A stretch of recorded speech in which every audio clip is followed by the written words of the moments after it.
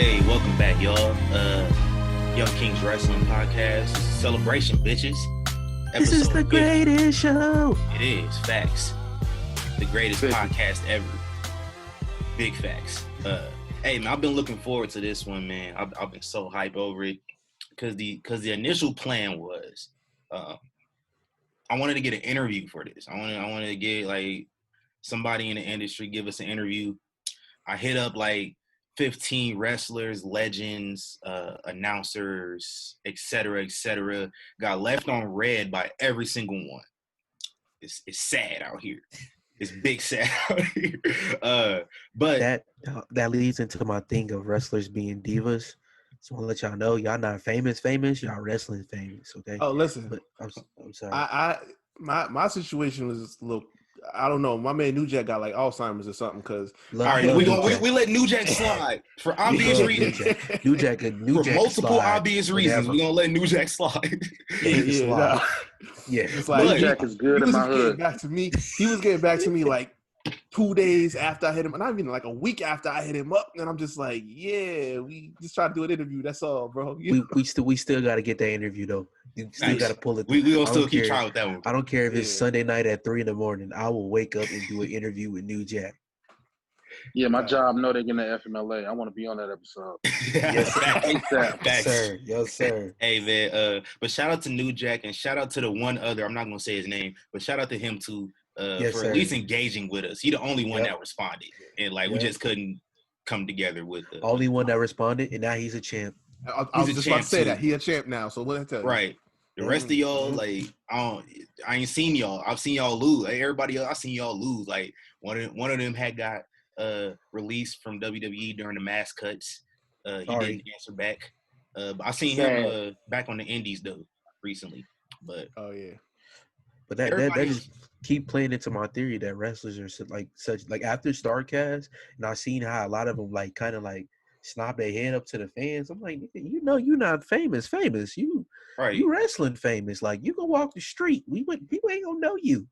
We know you here because we just wrestling. We know you're not really that famous because you at StarCast. Yeah, bro. The two it was 3 major names that was scheduled for that StarCast. 2 of them pulled out, and one of them ended up getting sick 3 days before. Yeah. So it's crazy. The ones that are famous was the nicest ones. Like I say, X-Pac. X-Pac was. I mean, Sean Spears ain't famous, but he was cool. No, bro, he famous. Like when people talk about wrestling, anytime DX is mentioned, they mention it everybody. Sean that Spears. Chop, that when you do this, bro. I'm talking about Sean Spears, dog. I ain't talking about X-Pac. I'm sorry. I'm thinking of X-Pac. They both name is Sean. He did introduce as Sean though, so it was just we know who you are. Shout out to Sean Waltman. My bad. Yeah, shout out to X-Pac though. He a Hall of Famer, man. He 2-time Hall of Famer. Sean Spears was cool too, though. He was hella cool. I mean, shout out Booker T was I got cool many too. suspensions because of you. Facts. At least 3. Everybody born in the 90s has been suspended a few times. It's got at least got a referral or something. Yeah. 3rd grade, Miss Johnson. Very hard teacher cross chop. Well, you did it to the teacher? Yeah.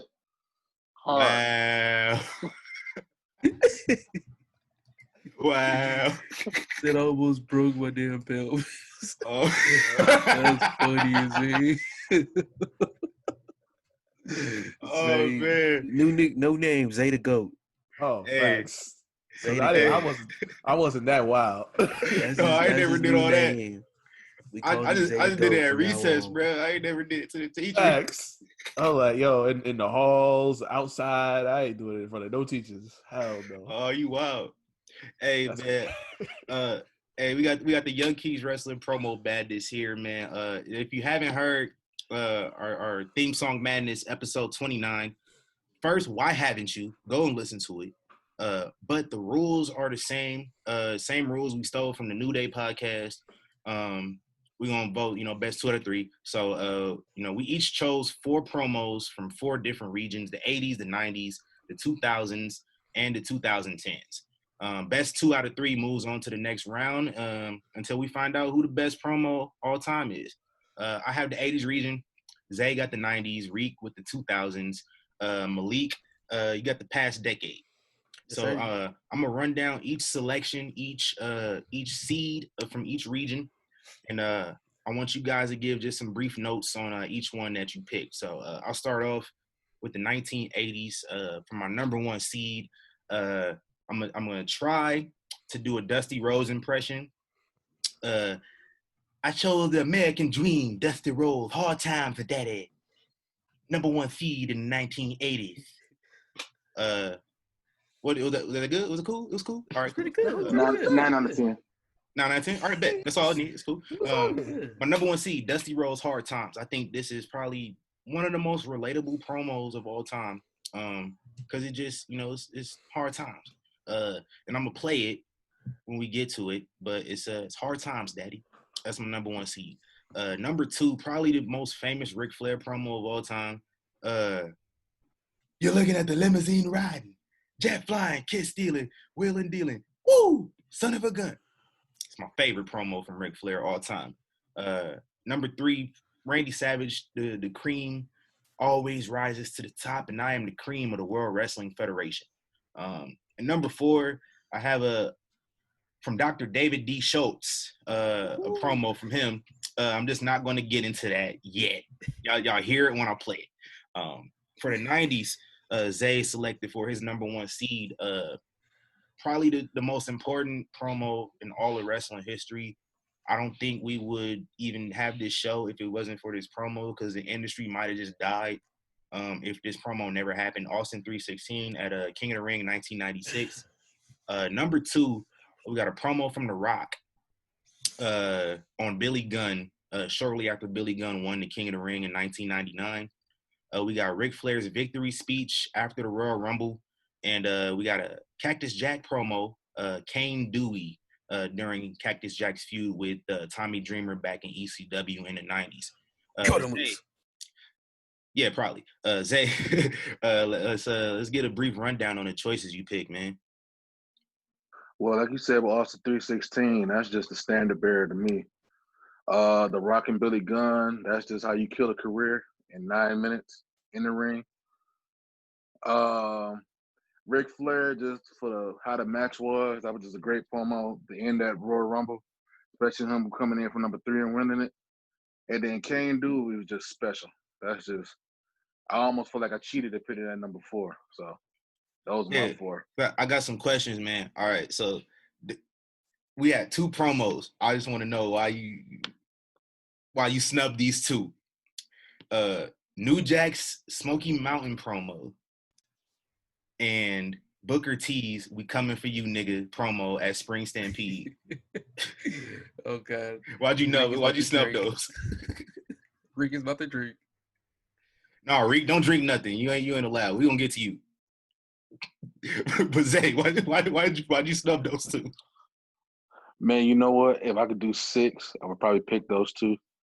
But I just think those 4 was like even when you sent me the list, I gave you my 4 immediately. I knew what my 4 was going to be because we had actually wrote down the same list. So I had wrote down the same list. So, but like those would definitely be in my top 10, maybe even number 5 or 6. I may slide X-Pac's return promo from '98 in there with that. But like when it came to the 90s, my 4 was easy. That's fair. And then in the 2000s, the Essential Wreak Havoc for his number one seed chose Eddie Guerrero's promo against Rey Mysterio. He's sitting in the ring in the dark with Rey's mask, and he's just like yelling at Rey. We're going to get to that one. That's his number one seed. Number 2, we got Matt Hardy's return promo when he got rehired to Monday Night Raw in 2005. Paul Heyman's shoot on Vince McMahon a week before Survivor Series in 2001. And we got Randy Orton and not Randy Orton, but Triple H on Randy Orton a week after he kicked Randy Orton out of Evolution. Before I allow you to give your notes, Reek, you left some out as well. I got some questions on why. All right, go ahead. You chose it's only 4, but we all left some out. Malik, you are okay because like your selections are the ones I would have chose if I had your region. So you cool. I ain't gonna criticize you. But Reek, oh boy. I thought like out of the list, I think, you picked the second best Eddie Guerrero promo out of the list. I thought the one he cut on Brock before No Way Out was better. Vince McMahon's Life Sucks and Then You Die promo was probably the most relatable promo of all time. Xbox face during that promo was hilarious. It's like he clicked on. And then this one is just is I don't know what you can say about this. You didn't choose the Scott Steiner math promo. Explain yourself. Explain your choices and then explain why you did not choose Steiner math. Explain your choices first. All right. This ain't gonna be fair, but I'm just gonna hit you with this right off the bat. I could care less for Scott Steiner. Like nothing about Scott Steiner resonated with me back then or now. I'm sorry. It just don't work for me. I'm sorry. Hey, we ain't about to do the tournament, man. I had episode's over. Promo, I'm sorry. the promo was hilarious. Don't get me wrong. Dude never really got to me, man. It wasn't. And by the time when he came in 2003 and it had that whole whatever that was with Triple H, it just flopped terribly. I couldn't. I tried, man. I can't get into the dude. You know what I'm saying? And so you punished the greatest promo of all time. Well, I mean, it got to go through the whole tournament first before we say that. I would have let it go through the whole tournament. I'll put this up against the pipe bomb, honestly. I always wanted to know, was that promo scripted? Because the math was so perfect that I want to know one day. I saw a tweet. Stories come out. I saw a tweet earlier today. I don't know if it's true. They say apparently Scott Steiner has a doctorate in mathematics, which makes a lot of sense. Why that promo is so perfect. Yeah. I guess so. But go ahead, explain your choices. Yeah. So all right. So for Eddie, yeah, that promo he cut on Brock was fire, but this one was just deeper. Like him and Ray have such a strong, bond, and they had been through so much together. We talked about it earlier. And it's like they son. Yeah. Yeah. Well, but it's like, you knew that the heel turn was coming, but you didn't know how deep he was going. Like he was really like the visual of him sitting there in the ring with that mask that he tore off Ray, the blood still on it, that imagery that was in there, and how intense that rivalry was. Like that just resonated with me more. You know what I'm saying? Triple H and Randy, that was just like it was like prime Triple H when he was on the mic. Honestly, it didn't have so much to do with Randy. It was just Triple H exemplifying how much the world title meant to him. It's like, I'll destroy this dude that's like a son to me for the fact that he took the title that's mine. You know what I'm saying? With Matt Hardy, my thing with this was like, it wasn't so much the fact that it was so personal and so intense, but it was like Matt up to this point, like he had some time on the mic, with version 1 Matt Hardy and everything like that, but this was him really like letting loose and showing some depth to his character. You know what I'm saying? Like it was shooting from the hip, shooting from the heart, everything. It's like they just gave him a live mic and said, go off.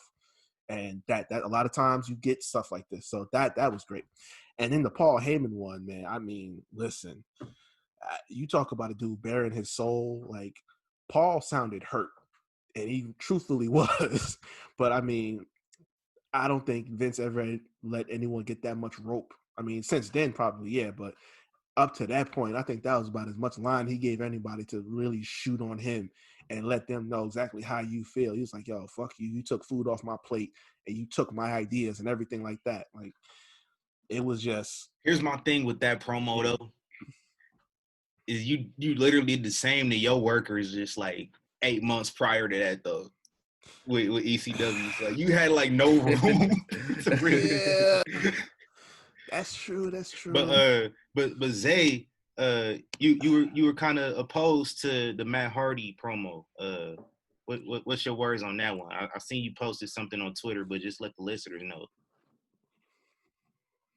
I think you're on mute. So everybody knows I'm a big Hardy Boy stan. I can hear you. Yeah, everybody knows I'm a big Hardy Boy stan. I hated that promo. Hated it with everything in me.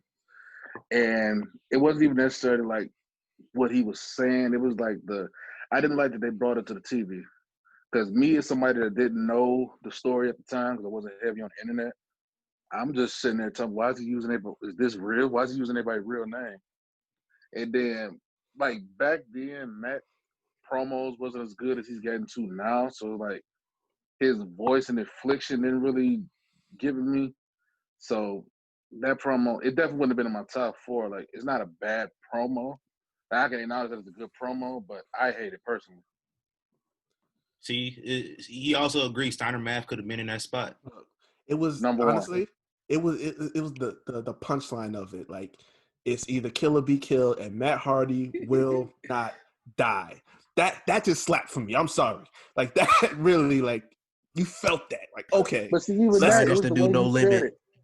It was because of his voice. It was like his voice was cracking. It's either kill or be killed, Adam.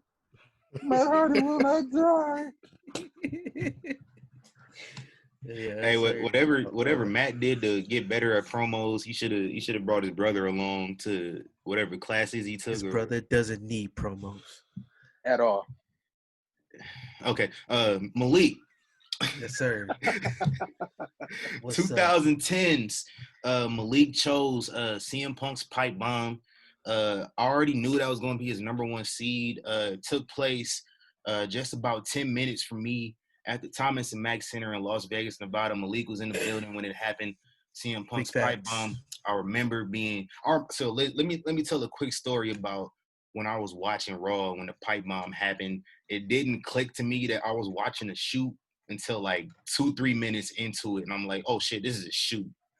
And Twitter was really like blew up that. I just remember it like it was yesterday. Number 2 seed, The Miz on Talking Smack with Daniel Bryan, probably the best Miz promo of all time. Number 3 seed, Cody before full gear last year on Dynamite. And number 4, Paul Heyman's the 1-21-1 the night after Brock Lesnar broke the Undertaker's undefeated WrestleMania streak. That's our seeding, man. So with that being said, hey, you ain't gonna let me explain why? Oh yeah, my bad. I forgot. No, I just didn't have no complaints about yours, so it was just like no. I just want the listeners to know why. Go ahead, explain your choices though. Yeah. Well, because we in a new, like, completely different generations from the first 3 brackets. You know what I mean? Where the business now is like, how people say protect the business. Mm-hmm. We want to protect. Yeah, that shit is out the window. Like, with the internet, that has really not killed the business, but it really exposed everything of it. And your first 3 seeds kind of exploit that a little bit too. Exactly. That's why I went that way, because it's like, we get to see the real stuff, the real pain, the anger. Like, these, all 4 of these actually come from real emotion, because 21-1, 21-1, we never thought the Undertaker streak would be broken. And Paul Heyman came in like, yo, I told y'all. Like, what do you mean? You didn't think you'd believe? Like, no, me and Brock told y'all we was gonna do this, but y'all lollygagging, living in the past. So, they all come from there. And the pipe bomb, bro. I've been to plenty of wrestling shows. Me and my dad was there. He still don't remember being there. Like, he still doesn't know what he was a part of, which is hilarious to me. But that was the first night I've seen, like, when I mean the entire arena just shut up and was just like, damn. That brought me back in. You had a few people, but mind you, they shot 2 episodes of Raw that night. And that was after the first episode. So we was like, hold on, we got another 2 hours? It's like, let's go. But then they said he was suspended, and we didn't see CM Punk for the rest of the night. Damn. So that brought me back in. I had been so stagnant for the last at least 3 years watching. That immediately got me back in full time. Like, yo, I got to see where this goes, because this was not part of the game plan. Somebody like we said, off the rip here. I bought a B pay-per-view for the first time. I bought a B pay-per-view for the first time. Like, I only really buy like Mania in the Rumble, maybe SummerSlam. I bought Money in the Bank, bro. Like, I never bought B pay-per-views before the network, just because like it'd be hit or miss sometimes. Yeah. Like the big 4, I can depend on them. This like, man, Money in the Bank, I had to. This man made John Cena too. It was. He made John Cena look like a fly in the room in a arena, because mind you, John Cena was out there that entire pipe bomb. He didn't move, and nobody noticed he was still in the ring. We were just all eyes was on Punk. They cut and to him when they cut his mic off, they literally cut his mic off. Like we couldn't hear no more after that. So they cut the Cena like once, and you could see his face. He was like, "Damn, it's really going through some shit right now." Yeah. So that's why that's always stuck with me. But let's proceed and get this tournament on their way. Yeah, man. Let's get it started. As the Black Eyed Peas will say, man. Let's kick it off. Number 1 seed in the 80s region, Dusty Rhodes, man. Hard time for daddy. You don't know about hard time for daddy. Wait. What's the voting rules for all of us? Oh, the voting rules, man. So y'all vote each one, whichever, seed going up, which one you feel like. Our first round is going to be Dusty Rhodes versus David Schultz in the 80s region. So best 2 out of 3. Y'all can vote on y'all. We not going with Zay idea? Listen, it'd be a little too like that idea. I did we too. Don't be biased. So you can't vote on the regions? Okay, yeah. Let's do that. Let's do that. All right, so we still get to include you in it too. Yeah, because I was just gonna chill, but let me get included. So we're gonna vote. I can't vote on my region. Nobody can vote on their region, but it's going to be 2 out of 3 each one. So let's get this going. I low-key did want to participate. I'm not going to lie to you. So Dusty Rhodes Hard Times versus David D. Schultz. Yeah. I'm not going to elaborate on the David Schultz one. Y'all just hear it when you hear it. But, let's get into it, man. Wanted Ric Flair, the world's heavyweight champion.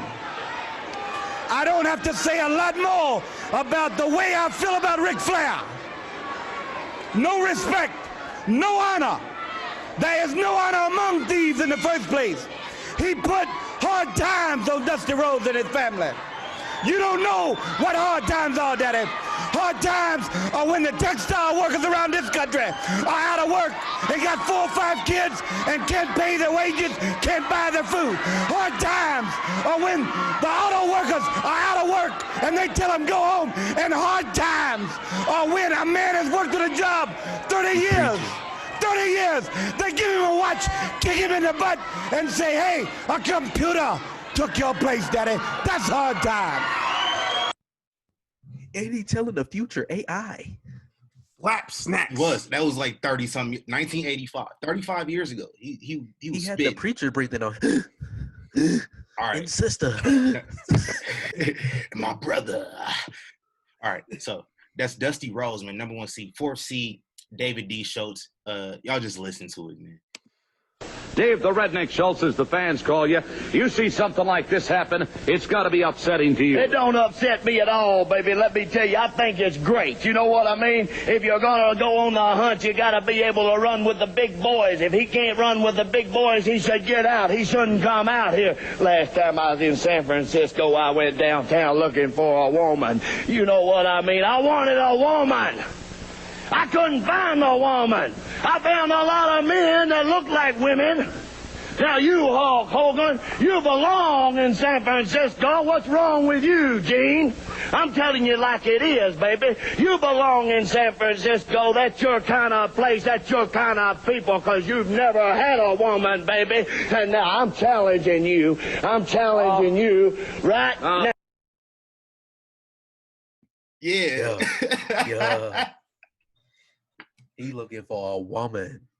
Hey, so I had to sacrifice a Jake the Snake Roberts promo so I could get this on here, because I could not include this. You gonna have some honorable mentions at the end. Yeah, we got some honorable mentions. All right, so we're gonna go through, guys. Do the honors, Malik. You start off. All right, we got first out of just Dusty Rhodes and David D. Schultz. David Schultz. I'm sorry, on the bracket it say Jake. It says Jake. I told y'all I had to sacrifice Jake for this. So it's okay. It's all good. Man, as great as that David Schultz was, just hearing that from Dusty Rhodes right now literally gave me chills right now. And I was going to jokingly vote for David at first, but no. I can't even joke and play with that. Dusty, man, ain't no talk, ain't no debate. Dusty. Yeah. Rest in peace. Reek. Yeah, man. It ain't no question. Like, yeah, David Schultz will make you laugh your ass off, but man, Dusty get you ready to fight somebody, man. Like that dude be talking. He was preaching, man. He's just one of a kind. Right. He's one of a kind, man. You can't go against the grain, man. I'm going Dusty 100%. So Dusty Rhodes, Hard Times moves on, but Zay, what choice you had, man? Since I know Dusty Rhodes is moving on, I'm going to go ahead and pick the San Francisco promo just to give him a shout out. That's fair, man. Hey, Dusty Rhodes, Hard Times for Daddy. You don't know about Hard Times for Daddy. Moving on to the second round of the Young Kings Wrestling Promo Madness Tournament, baby. Yes, sir. Yeah. All right, next up, man, from the 90s region, we have Austin 316 versus Kane Dewey. Now, if you don't know who Dewey is Mick Foley's firstborn child. The ECW crowd, somebody had a sign telling Tommy Dreamer to hit Mick Foley's son with a Singapore cane. How disrespectful. For real. But let's get into this. Austin 316 versus Kane Dewey. The first thing I want to be done is to get that piece of crap out of my ring. Don't just get him out of the ring, get him out of the WWF. Because I've proved, son, without a shadow of a doubt, you ain't got what it takes anymore. You sit there and you thump your Bible and you say your prayers, and it didn't get you anywhere. Talk about your Psalms, talk about John 3:16. Austin 3:16 says I just whipped your ass. That's not necessary. Ooh, my aunt hated that because she Super necessary. Is she a Bible thumper? Oh, she was so mad. Like she was like, I don't want you watching that anymore. And I was like, sorry, Auntie, man. It's either you or Austin. I gotta take Austin. No, it was super necessary. Shout out to Jorge Masvidal.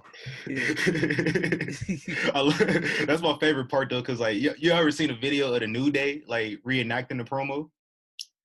No, I haven't. That shit is funny as fuck. And then just like Big E is Michael Hayes, and he's just like, that's not necessary. It's hilarious. In context, it's probably not funny. You just gotta watch it. Number 4 seed, man, and the opponent of 316, Kane Dewey, by Mr. Cactus Jack, aka Mick Foley, aka Dude Love, aka Mankind. When I saw my saving grace, you see, Tommy, I looked out into that audience, my adoring crowd, and I saw 2 simple words that changed my life. Kane Dewey. Somebody had taken the time and the effort and the thought to make a sign that said Kane Dewey. And I saw other people around as every moment in my life stopped and focused in on that sign, and the pain that shot through my body became a distant memory, replaced by the pain that will be embedded in my skull till my dying day. Kane Dewey. Kane Dewey. Dewey Foley is a 3-year-old boy. You sick sons of bitches!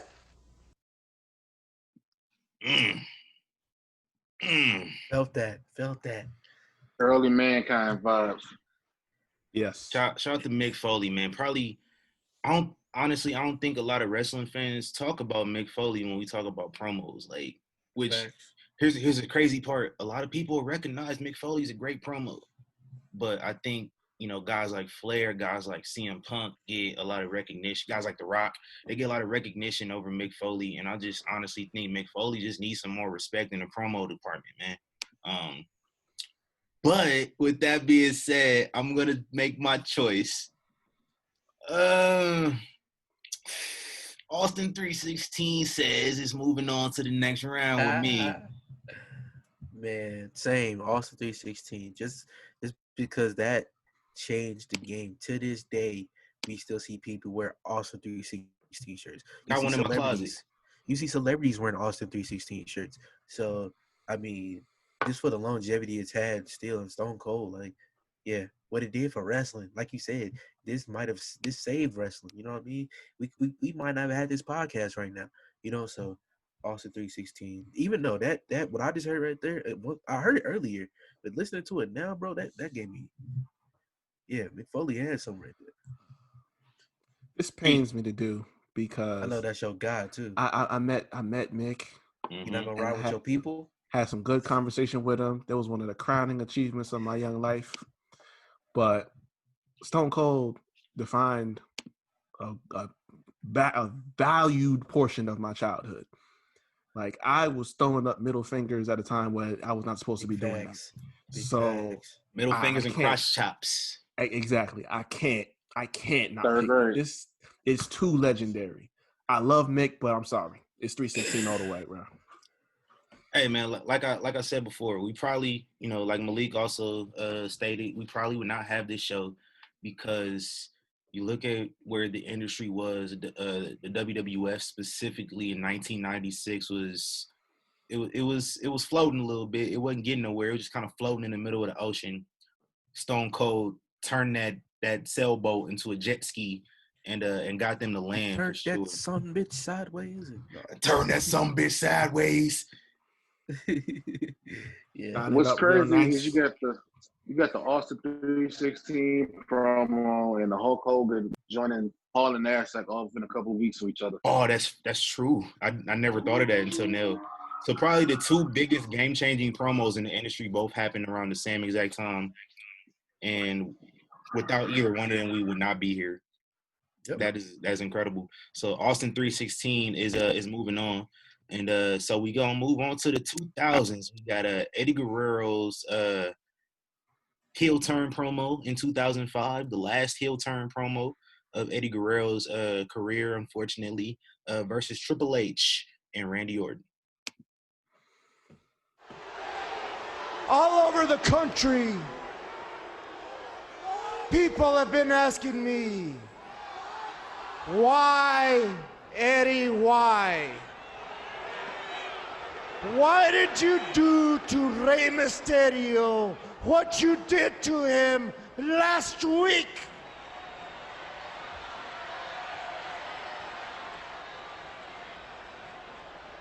Plain and simple. I gave him what he wanted. He wanted a fight. I gave him a fight. I gave him the fight of his life.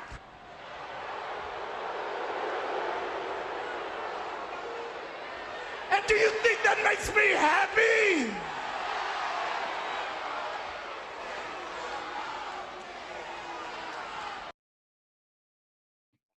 R.I.P. to the GOAT. Thanks.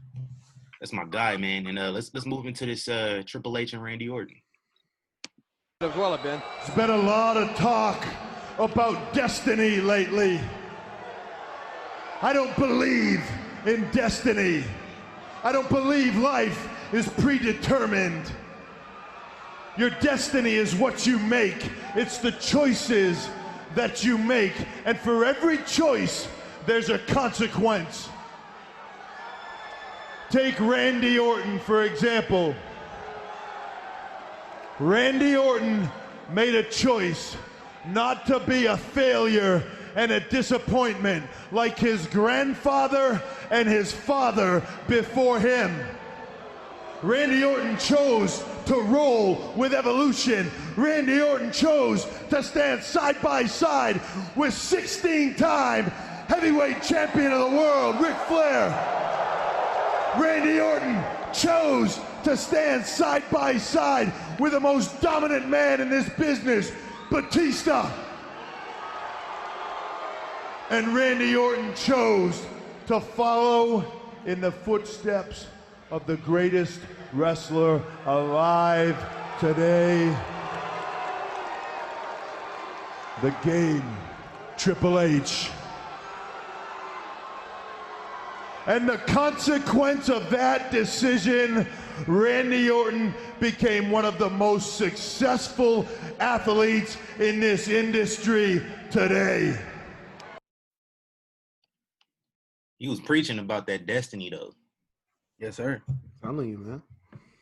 So I like that because it made me think, though. And it's the best wrestling promos. And actually, Malik, we're gonna get to it, and because there's a Triple H promo you didn't choose. I kind of wish you did, but you good. You know the contract signing before WrestleMania with Seth Rollins. He was preaching some real shit in that promo too. He was preaching some realness. We're gonna have to have a number 2 of this, just like the theme songs. Yeah, we do need a theme song back. But I thought you were talking about a certain promo from 2002 involving Kane, but Nah. No, we don't recognize that on this network. No, that's up there with the empty space at Extreme Rules 2017 that we don't talk about. That's up there with that. Hey man, all right guys, Malik man, which one you gonna choose out of the 2000s? Oh man, this is tough, man. This is tough. Like you say, Triple H was preaching, but what Eddie Guerrero, what this led to, something different. You know what I mean? This led to a young man we seen tonight on Raw who is having another match at SmackDown, which that match that Eddie was talking, that led to another at SummerSlam. I gotta rock with Eddie. I'm rocking with Eddie Guerrero, but Triple H killed it, man. Triple H killed it. Man, just because that destiny, that line he said about that shit. Okay. That was enough to sway me. So I'm gonna go with Triple H, and I need to come in with the tiebreaker, man, because I'm not gonna lie to you. When I first saw his Reek's choices, I had no idea what promo he was talking about with Triple H and Randy Orton 04. So I actually listened to it. I loved it. So I'm picking Eddie. I'm still picking Eddie, but I didn't remember that promo. That promo is much better than, because I know I've seen the episode. I honestly didn't remember it, but I do love that promo. It's going against like Eddie's best promo to me. Yeah, listen. He said, so I'm picking Eddie. That's funny. I thought he was going to pick him. I did too. I'm thinking like, oh shit, we got an upset. He said, so I'm picking Eddie. Listen. Listen, I'm going to give Triple H props though. Yes, this sir. Nigga took a big ass loogie to the face at the end of this promo. Oh my God. I remember I watched it live. I was like, nigga, that is disgusting. And I watched it again when I watched the promo over, and I was like, bro, it's still disgusting. Randy is spitting on everybody in 04. It was ridiculous. Perfect picture. He spit on Mick too. I totally forgot about that one. Flat on his cheek. He got good aim when he spit on people too. Like in this Corona times, can't do that. He'd be arrested. Oh, yeah. Which is wild. Like Oscar spit in Sasha's face like a few weeks ago, and I was like, they still allowing that? They still allowing mist? Yeah. We got to run that fade ASAP. Oh God. You can't spit in my face and then run away. I'm whooping your ass. No, you got to fight to the death. Yeah. Oh God. Yeah. That's why Randy Orton got his ass beat at Unforgiven. Like, you ain't gonna spit in my face. What's wrong with you? Hey, he almost killed Bischoff right after that too. He did. Eric. All right. In my face. That's why Eric Bischoff had to go on vacation a few weeks later. He was like, man, fuck this. We can spit on each other or something. You got motherfuckers spit on each other. People getting in my face. You got my special needs nephew need all the attention. Like, man, I'm going on vacation. Fuck this. Oh my God. I have a promo involving Eugene. I'm gonna bring it up in honorable mentions. It's a promo. It was about Eugene, but it was cut by somebody talking about Eugene. But I'll bring it up in the freight train. You talking about the freight train promo? No. Oh no. Okay. All right. With that being said, let's go ahead and move on. CM Punk, pipe bomb. You already know what that was about. Let's go ahead and get into it. John Cena, while you lay there, hopefully as uncomfortable as you possibly can be, I want you to listen to me. I want you to digest this, because before I leave in 3 weeks with your WWE Championship, I have a lot of things I want to get off my chest.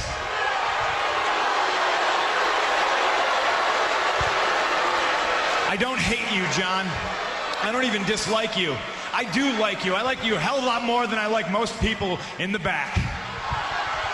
I hate this idea that you're the best. Because you're not. I'm the best. I'm the best in the world. That's my shit, man. That's my shit. I love it. Going up against Paul Heyman, 21-1. The 1 and 21-1. I could have been the one to jump from the ring to the octagon, but Daniel Bryan never fought in an octagon. John Cena never fought in an octagon. The Undertaker never fought in an octagon. You know why? They're all wannabes. Brock Lesnar is the one. There's a lot of people who wanted to be the NCAA Division I Heavyweight Champion, the Ultimate Fighting Champion, the Undisputed WWE Heavyweight Champion. The Rock never pulled that off. Hulk Hogan never pulled that off. Stone Cold Steve Austin never pulled that off. Know why? They're all wannabes. Brock Lesnar is the one. And then you got a bunch of guys in the locker room last night coming up to me saying, "Hey, Paul, I could have been the one to break the streak. I could have beaten The Undertaker, so why didn't you?" Randy Orton didn't break the streak. Shawn Michaels didn't break the streak.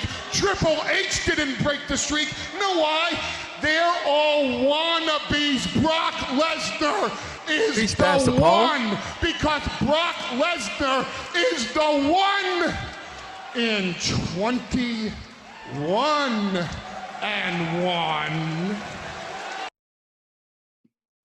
Nigga was preaching. He was preaching. Pastor Paul. Let me go ahead and get my.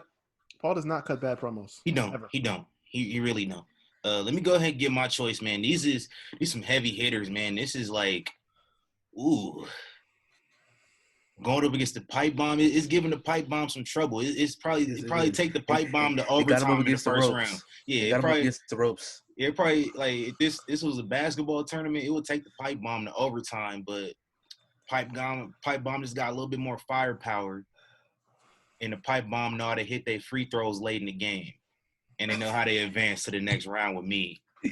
Kick their field goals. Ric. Jeez. Pipe bomb kick their field goals against the Vikings. Ooh. Damn. Nah, I said this earlier. Like, this was the pipe bomb was that promo that really brought me back in, you know, and like I said, Paul does not miss when he's on the mic, especially when he's hyping his guy Brock Lesnar. And for it to be something that shocked the world, it's like it's so hard to pick against that. But I mean, you know, his promo, CM Punk's promo, just started a whole wave, man. Everything changed after that.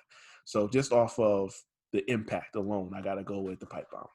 Everybody was doing shoot interviews after that. Not much changed for him, really. Like, he held the title for a long time, but yeah. I think just the overlasting effect in the industry, like, people still talk about it to this day. The summer of Punk that wasn't. The second, and I like to mention this is Pipe Bomb 2.0. It's the second Pipe Bomb. First one was in Ring of Honor. This is the WWE version though, and Ric, which one you got? Pipe Bomb's gonna move on, but which one you got? I chose Pipe Bomb. I mean, not Ric. I'm sorry, Zay. Yeah. I'm picking the Pipe Bomb, but I tell you, if Malik had picked Roman Reigns promo after he beat Undertaker at number 4, I would have picked that. Yeah, me too. If that had been number 4, I would have picked Roman Reigns. Because I'm not gonna lie to you, like this is when I first moved to Las Vegas. I moved to Las Vegas like a couple months before that promo, and he came out there and he just stood in the ring for like 10 minutes, and they would not let him say a word. Every time the microphone come up to his mouth, they booed the shit out of him. He said 5 words, dropped the mic, and left. That's probably the best promo he'll ever cut in his life. That's so cold. Like for him to do that, like a year after I won't say years, but probably like 2 years after the suffering succotash shit, for him to come up there and just completely that's the coldest shit ever. They should have gave him one of them championships that summer. Like Brock held the Universal title for a year and a half after that. Like Roman should have won it at SummerSlam that year. Especially like going up against John Cena at No Mercy later on that year. Like they low-key dropped the ball with Roman and Braun in 2017. Like massively. Yeah. Facts, man. Pipe bomb moves on though. So let's go ahead and go back up to the 80s. We got Ric Flair, the limousine ride. Oh, what'd you say?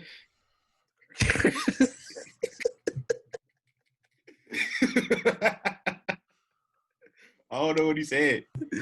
The crack era. Oh, the crack era, yeah. Fresh off the boat. This is the heavy cocaine era, and we're gonna hear it in one of these. We got Ric Flair, limousine riding, jet flying, kiss stealing, wheeling dealing, going up against Macho Man Randy Savage, cream of the crop. Oh yeah, the cream of the crop. Yeah. Oh yeah. Let's get into it. Now, it's so hard for me to sit back here in this studio looking at a guy out here hollering my name when last year I spent more money on spilled liquor in bars from one side of this world to the other than you made. You're talking to the Rolex wearing, diamond ring wearing, kiss stealing, wheeling dealing, limousine riding, jet flying, son of a gun, and I'm having a hard time holding these alligators down. I'm having a hard time holding these alligators down. That's the best part. That's my favorite part. That's the ultimate flex. Like, emphatic. Nigga, I can't even put my feet down in these motherfucking gators, nigga. Emphatic. Clean. Just let you know. And this got me hype all the time because like Pusha T got a song. I forget the name of the song. What Dreams Are Made Of. That's the name of the song. And he put this promo at the beginning of it. That might be my favorite Pusha T song just because of the Ric Flair. Let's move on, man. Macho Man Randy Savage, the cream of the crop. Yeah. I'm talking about all the way to the top, yeah. Unjustifiably in a position that I'd rather not be in, but the cream will rise to the top, oh yeah. Macho Madness, yeah, has got more to offer than President Jack Tunney thinks that I got. Yeah, and I'm gonna tell you something right now. Cards stacked against the Macho Man Randy Savage in WrestleMania 3. Yeah, let me say it, yeah. Let me say it out loud. And let me point to the president of the World Wrestling Federation. The Macho Man Randy Savage is not happy with your decision, yeah. I am the cream in the World Wrestling Federation. Wait a minute. I am the cream in the World Wrestling Federation. But let me tell you something, Mean Gene. Oh, yeah. Listen, I'm not going to choose Macho Man Randy Savage's promo, but it's not my choice because it's up to you three. I don't have any say in this region, yeah. So I'm going to pass the favors off to Malik, and the cream maybe will rise to the top. It won't. Fresh off the boat. It won't. Hey, cocaine is a hell of a drug. It looked like he pulled something out too in that promo. It looked like that. Those 5 things of cream, those 5 things of creamer were really just coke vials. Yeah. You know what you. but man, what Ric Flair did in that promo, limousine riding, man. Like you still hear people professional athletes, NFL players, NBA players in the locker room screaming this out. And he, you know what I'm saying? So for the culture, bro. Ric Flair. Ric. Straight up, man. I'm not picking anyone over Rick in this. I'm just Exactly. Rick. You just said it, bro. Rick defined a generation, an entire generation. Like kids today, our age, look up to this man just for what he stood for with that platform and entertainment. Like you don't beat that. You don't. Exactly. I'm sorry. It's probably the most timeless wrestling promo of all time. Like most famous wrestling, I'm sorry, not timeless, most famous wrestling promo of all time. Like you go see the montages of Ric Flair. You got, like you remember a few years in Indianapolis Colts, like that was a thing they did after every win. They would give me two claps in a Ric Flair. Yep. Woo! Woo! Like most famous promo of all time, man. Zay, who you got? This is crazy because I thought I would be the tiebreaker. I'm picking Macho Man. Oh, that was my actual choice. I thought I was actually going to be the tiebreaker. Dang, that Macho Man one, that's a legendary promo, but over Flair, I don't know. Like I said, it's the most famous promo. It's probably the most famous promo of all time. Just like as far as it branching out, like it gets to the point that we have like Ric Flair name dropping Bad Bunny and Offset and Post Malone, and there's all these just rappers just name dropping them casually during promos on Monday Night Raw. And in their music videos too. And being in their videos, like coming on stage at their concerts back when concerts used to exist. Like it's the crazy thing. So facts. Ric Flair, Limousine riding, moves on. So let's get back to the 90s, man. We got The Rock versus Ric Flair. So Ric Flair and Paul Heyman are the only people that have more than one promo chose for multiple decades. So maybe they might get to the end. But The Rock, arguably probably the best mic worker of all time, versus Ric Flair, who's also probably the best mic worker of all time. I don't have the full Ric Flair promo, unfortunately, but I do have probably the most notable line from it. But let's jump into The Rock's promo. That's all we need, the most notable It's line. honestly all you need. So, but The Rock, listen, this Rock promo, I hope goes all the way to the end, low key. Let's go. Now, on to badass Billy Gunn.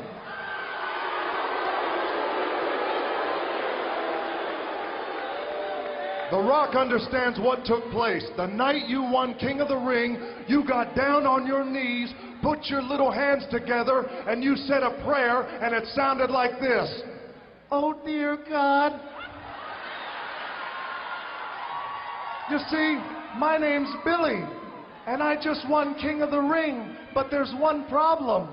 Everybody still thinks that I absolutely suck.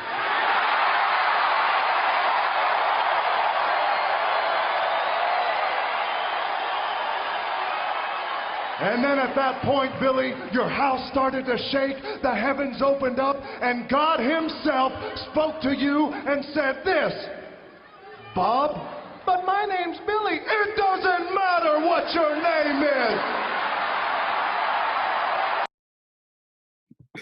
Oh, man, that is how you kill a career.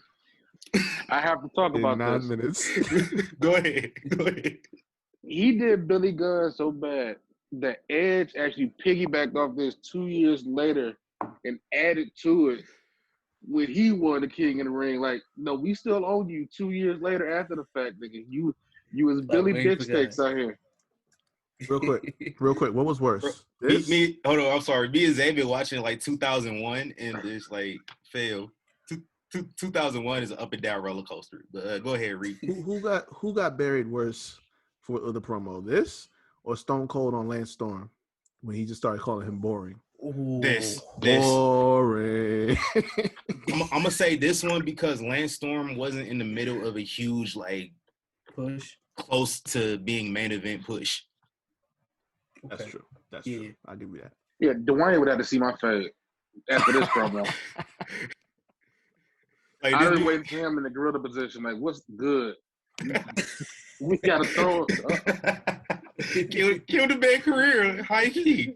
Like he never recovered from this. Like he never was even prosperous in the mid card after this. It's a damn shame. He was tag team champs again by October. Damn shame. All right, Ric Flair. His career went to It did. So let's get to Ric Flair victory lap during the Royal Rumble. It's only about 10 seconds of audio, but that's all we need. I'm going to tell y'all with a tear in my eye, this is the greatest moment in my life.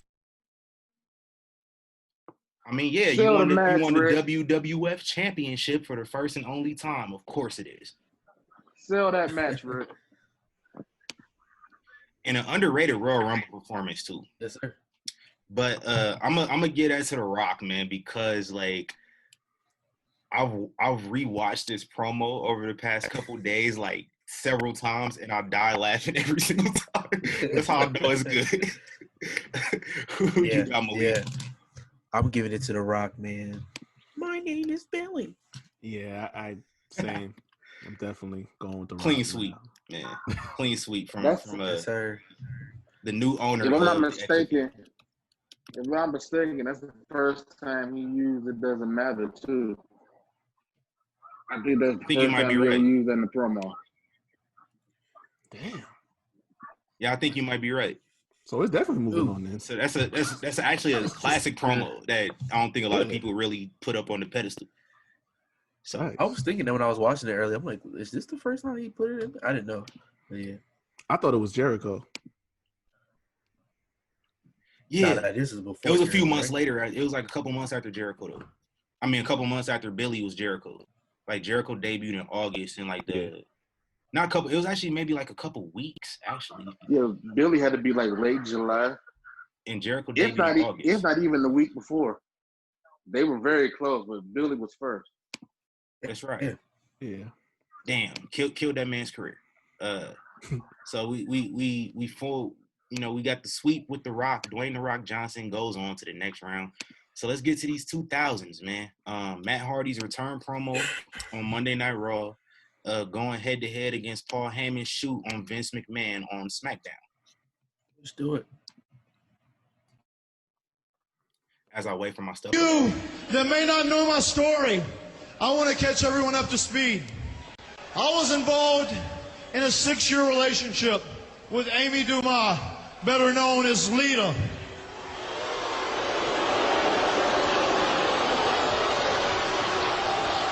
And although Lita was married to Kane on TV, Amy Dumas came home every night to me. While I was out of action with a serious knee injury, I discovered that Amy was having an affair with Adam Copeland, better known as Edge. A guy who was supposedly one of my closest friends on this planet.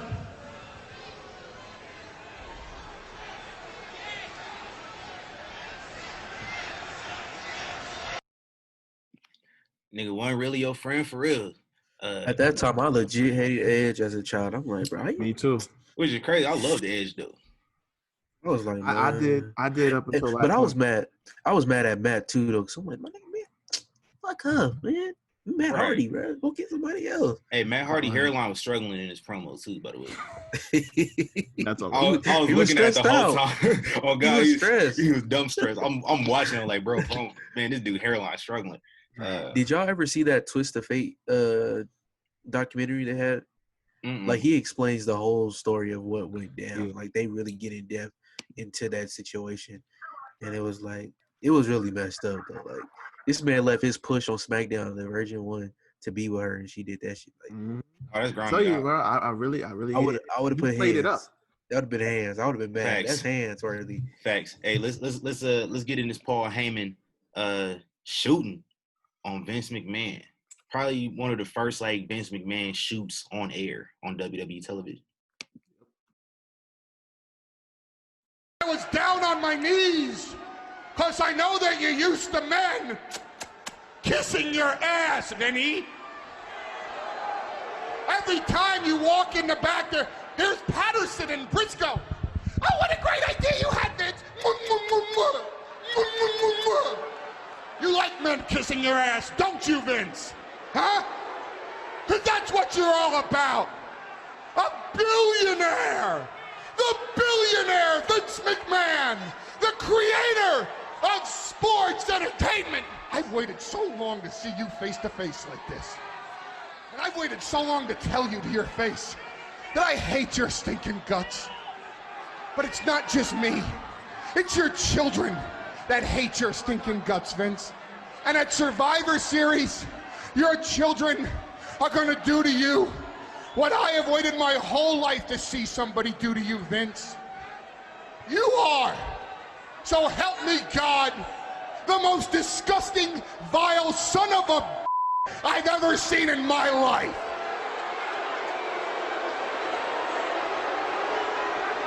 You took Hulk Hogan's blood and you built Titan Towers. You stole Bret Hart's dream, and with that money, bought yourself an airplane with WWF all over it. Okay. Upset, Paul. Paul. Malik going with Paul. Who you got, Rick? And I'm a Hardy. I mean, not Rick. Well, y'all know how I feel about the Matt Hardy promo, so Paul. Yeah, I'm going with Paul too, and this is our first upset of the tournament, man. Paul Heyman beating Matt Hardy. Matt Hardy is Gonzaga every single year in the tournament, losing in the first round. 20 years later, ain't shit changed either. They still going at it, Vince and Paul. They just fired his ass. Like what? Just fired that nigga a couple weeks ago. But like, how you get fired but still keep your job though? I don't know, man. Like, they didn't even say he got demoted. Like, he got fired, but still got his job doing his other duties. Like you can't write no more. But just talk when about Brock come around, come through. Yeah. When your partner come, that's when you come. Yeah. Right. All right. Yeah. So Paul Heyman, man, it's our first upset. Moving on, we got The Miz on Talking Smack versus Cody on Dynamite. Let's go. Man. Let's go. They tough. This is a fun matchup right here. So let's get into it. I'm kind of proud of my bracket. I ain't gonna lie. But yeah. Yeah, your bracket, your shit was cool. Aside from the Roman promo, possibly, but other than that, yeah, solid. Yeah, they swinging. All right. Play it. In the wrestling ring. Yeah. But let's talk about cowards for 1 second. The reason I wrestle the way I wrestle is because I can do it day in and day out all the time for 10 plus years. I have never in my career ever have been injured. I don't get injured for 6 months to a year. I am here each and every week. But you sit there and call me a coward? Yeah. I'm the coward. Wait, let me tell you about a coward. Let me tell you about a guy who tells his WWE fans, the people that he loves, that he will be back. He promises them. I promise you, I will be back in 1 year's time to claim this title. But you didn't, Daniel, did you? But I'm the coward. Okay, I'm the one that doesn't love the fans. If they would let me come back, I would come back. Oh, if you would? Yeah. You would. You love that WWE ring. You love being wrestling. You love being right in that wrestling ring. And you love wrestling, right? Well, why don't you quit? Why don't you quit and go to the bingo halls with your indie friends? Okay, I think you need to calm. That's not what this show's about. The GM have this. Thank you very much, Renee. This is a great show, but we're talking here. I need to talk to you real quick because the fact is, you're the one that calls me the coward, but you're the one that doesn't get in the WWE ring again. No, don't you walk away from me, Daniel. Don't you walk away. I'm the one that loves the fans. I'm the one that loves everyone and everything. You're the one that gets up and walks away every single time. You're the coward. I am not a coward. I am your Intercontinental Champion, and there's a reason I am the title. Reason making this the most relevant, prestigious title that WWE has, and I deserve the respect on SmackDown Live. Get that camera right here. Understand that this is day 141 of the never-ending Intercontinental Championship World Tour, and I swear to you, I promise you, it will be the most relevant title on SmackDown Live. I could care less about those little kids on for the tag team titles and the Women's Championship and the WWE Championship. This is my show. My show. And I'm sick of all of you, my GM, sitting there criticizing me, calling me the coward. You're the cowards. I'm the one here day in and day out in that wrestling ring beating people up. Thank you very much. Talk that shit, Mike. Top 10 promo of all time. I let that run. I let that run a whole minute longer than I wanted to because I was just feeling it. Man, yeah, that man almost came to tears at that promo. Top 10 promo of all time. He didn't lie, bro. He didn't lie.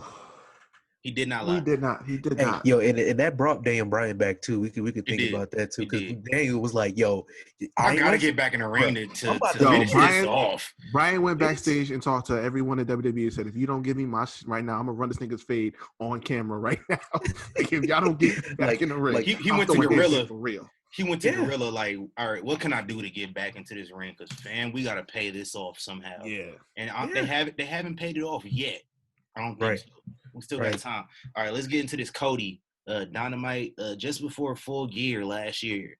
Probably the best Cody promo. A lot of people called it the best promo of all time. I did not think so at the time. I still don't.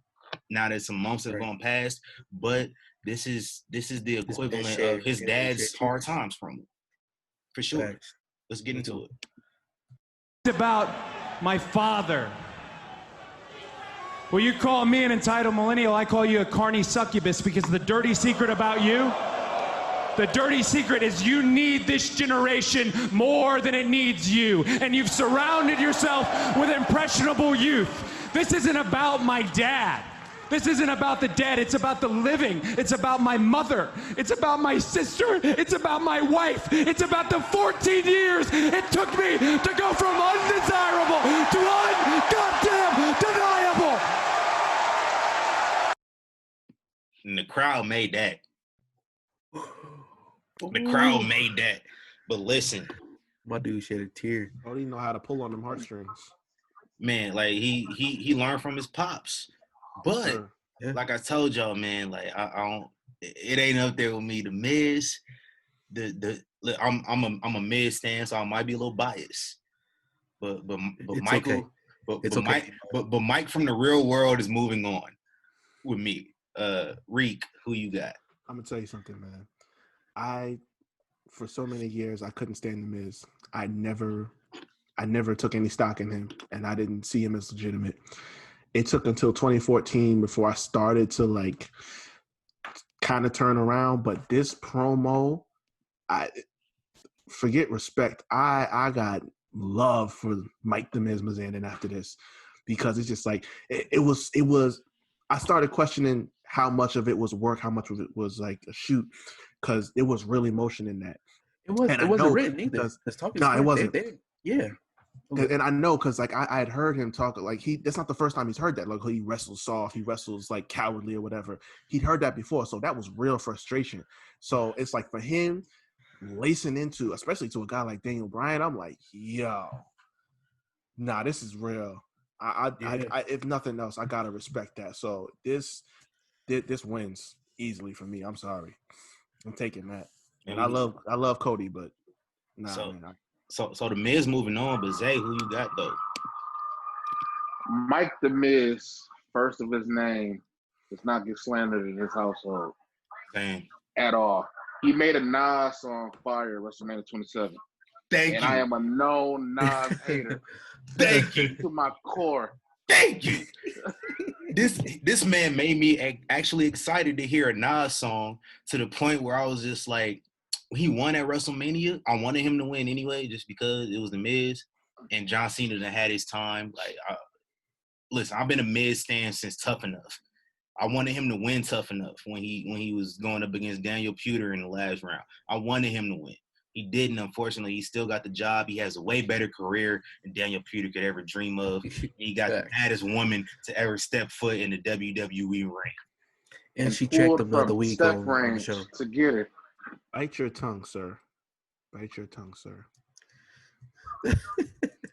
I'm not gonna change my opinion on this. Listen, how dare you act like Melina wasn't the baddest woman to step foot in the ring? Over Maurice? Yes, sir. When Maurice get to speaking that French, though. Okay, I give you that. But off the split alone. Okay, I'll give you that. 15-year-old me couldn't see her doing the splits every week. They should change channel for a minute. Get a little crucial. Let me tell you something, man. Hey, condolences go out to condolences go out to Melina. Her pops passed away on Saturday. I've seen that on Instagram. So condolences. Yeah, me to her. too. No doubt. But this one, the Miz over Cody. Ooh, that's crazy. And that was a crazy promo by Cody. It was incredible. I just didn't think it was as great as people was making. No, that's what I'm saying. Though, it's hard because to me, you put him up against some of the other ones on here, he wins hands down. But that Miz, man, and then you hear it's not written. You know what I'm saying? It's not scripted. He's speaking from the heart. That real, that soul. That's probably how you really feel, because you get hit with that. Cody was doing the same thing too, but but like with the Miz, I think with Cody was more so he's advancing his character, where the Miz was just really saying how he felt in real life. Like he was responding to the criticism that he has gotten over the entire course of his career, over 12 years at that point. And I think that was really the turning point of his career as well, because since then, I haven't really heard a lot of negative stuff about the Miz or seen negative comments about the Miz on the internet ever since that promo. Because he was speaking all facts. When have you ever seen the Miz be injured? Never. It's true. And I was not a fan of Miz when he main evented WrestleMania, but I'm not gonna lie, I love Nas. So when I heard that promo and he came out to it, I was like, okay. All right, now I'm kind of into this match a little bit. You know what I'm saying? And he beat John Cena in the main event at WrestleMania, bruh. He did. He did. Who else can say that? I mean, he was like the third man. The Miz, was pushed to the side. The Rock. Yeah. Oh yeah, the main event. Yeah, right. Yeah. The Miz, The Rock. The only two people that beat John Cena in the main event at WrestleMania. Yes, sir. In back-to-back years. Oh, okay, yeah, that's true. Damn. It's facts, man. Let's get back into this, man. So we're going up with the 80s region against the 90s region in our semifinal. Sorry, not our semifinal, our quarterfinal. Hard Times, baby. Hard Times, daddy. Versus, I'm sorry, this is our 80s division still. My bad. Our finals of our 80s region. Hard Times versus Ric Flair. Limousine riding, jet flying. Who y'all got, man? Malik. Oh man, this is a tough one. I mean, that limousine ride and what it did, it impact a culture. But I'm gonna have to give it to Dusty. Just like I said, just hearing that gives me chills. You know what I'm saying? Where he spoke from the heart right there. Like I don't know. I mean, I'm giving it to Hard Times. I'm rolling with Dusty Rhodes. Well, Freak, man. I guess we're going to have a tiebreaker because I'm going Rick, man. Because I listen, as much as I love Dusty, man, it's just a certain type of hype I get up for when I hear that promo. Right. I just start stunting when I hear that shit, man. I can't start stomping the ground. Yes, man. I have a hard time holding these alligators down, nigga. What? That might be the coldest bar in wrestling history. Facts. Absolutely. All right, we need a tiebreaker, Zay. Zay. Yeah. So, yeah, this one was easy for me. It's Hard Times. Hard Times, daddy. I was not expecting that. Daddy. Oh, man. Hard Times. I'm happy. I'm happy so far. Cause y'all didn't do me wrong cause I remember the theme song Madness. Oh God, here we go. And Batista and Mark Henry. Couldn't believe No More Words was Rob. Yes, that I can't. But, I can't help it. Say it again, Goat. The Goat say let the Goat speak again. Please say that again. Tell him one time. No More Words was Rob. Factual. That's all you got to say, man. Hey, but Metalingus won. So, yes, it did. That's all that mattered to me. That's probably the greatest theme ever, too. Like, legit. If Edge would have came out to any other song back in January, it wouldn't have got the same reaction. Nah, because like you could say, you think you know me, and then just some new shit that we don't know of. Like, nigga, what is this? Like, he wanted them. He wanted them that can never change their song.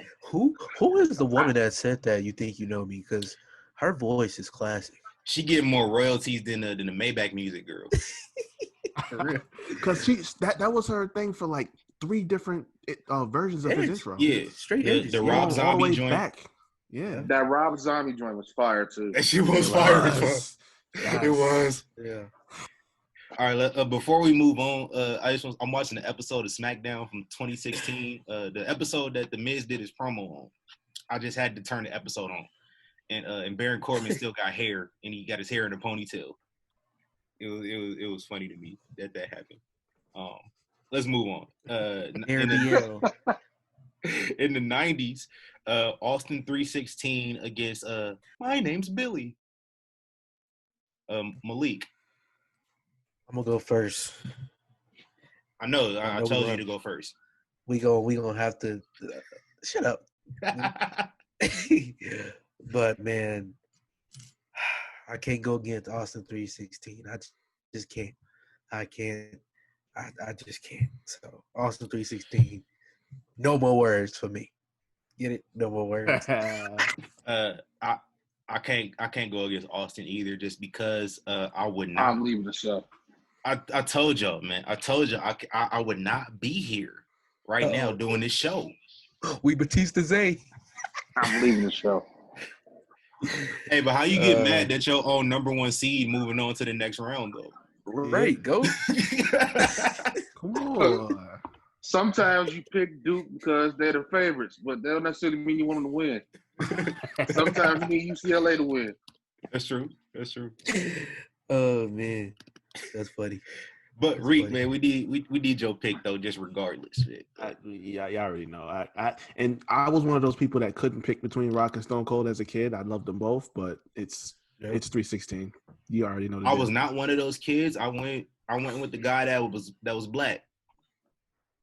Just point blank. That's the reason why I started watching wrestling. I seen a black man on my screen wearing nice shirts and wearing gold chains and gold watches. With his belt on. Hey, The Rock used to be laying niggas out in silk shirts and leather pants. Yes. Y'all remember The Rock used to have a leather vest with the Brahma Bull belt buckle? Yes. Oh yeah. Oh my shit. I used to love one of them. But it's the only promo from The Rock. It's the only promo. I just have one thing to say. Have y'all seen that WWE commercial where the black dude has the Stone Cold gear on? Nah. I if you find it, send it to me. I will send it to you. I might know what you're talking about. Or it might. I think it's a picture, but it's the black dude. He has Stone Cold gear on, and like they're selling the Stone Cold Steve Austin shirt. I'd have to see it. I'll find that for me. Yeah. But the only Rock promo is out. You know, The Rock is probably arguably the best, promo guy of all time. He's the only black man on this list too, and he's gone. Because Austin 316 is just important. He just came up against a hot number 1 seed going into the tournament. That's all that is. I'm on your side, Dwayne. Hey. I know Billy's happy. Billy Gunn did not die in vain. Hey man, 2000s region. We got Eddie Guerrero versus Paul Heyman's shoot on Vince McMahon. I don't want to go first. I can't. All right, I'm gonna go first, man. It's Cinderella season over here, man. Going with Paul? I'm going with Paul. Ooh. Travesty. I'm glad we making Malik go last. I'm glad we making Malik go last because I'm going with Eddie. Oh, Malik on tiebreaker. He on tiebreaker duty. Now that pressure is up now. You didn't want to go first. You don't want to go last either.